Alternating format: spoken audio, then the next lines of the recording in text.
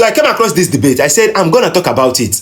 Between this Bruno Fernandes of 2025-2026 season and Mesut Ozil of 2015-2016 season. What can this Bruno Fernandes of 2025-2026 season do better than Mesut Ozil of 2015-2016 season? There is nothing in football he can do better than him. He's not a better dribbler. He's not a better passer. He's not a better chance creator. He's not a better shooter. Nothing in football, absolutely nothing. When I mean there is nothing this Bruno Fernandes can do better than Mesut Ozil of 2015 season.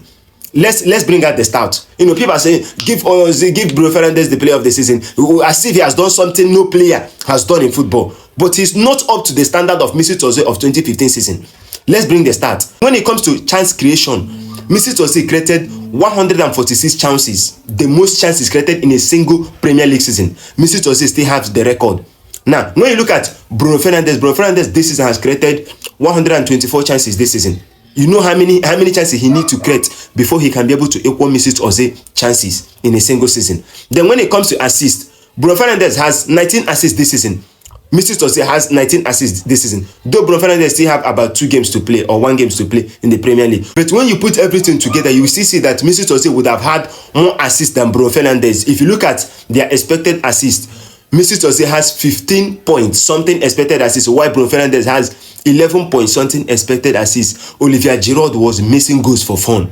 He played about 12 games without scoring. He was missing opportunities. So if you look at it, you will see that Mesut Ozil would have had more assists. Then when it comes to goals scored, Mesut Ozil scored 6 goals in the league. Bruno Fernandes scored 8 goals in the league. But half of Bruno Fernandes' goals came from penalties. He had 4 penalties. He had 6 penalties. He missed 2 and scored 4.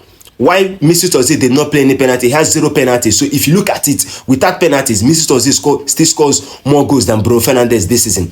Now, then also when you come to dribbling, Mesut Ozil attempted 81 dribbling. Then he had 57% success, while Bruno Fernandes attempted just 33 dribbles and he had 45% success. Now, if you look at all these things, you clearly see that Mesut Ozil of 2015-2016 season was a far better player than Bruno Fernandes of 2025-2026 season. But Arsenal fans, we are not shouting, why didn't you give him the player of the season? Because that season, Mahrez won the player of the season.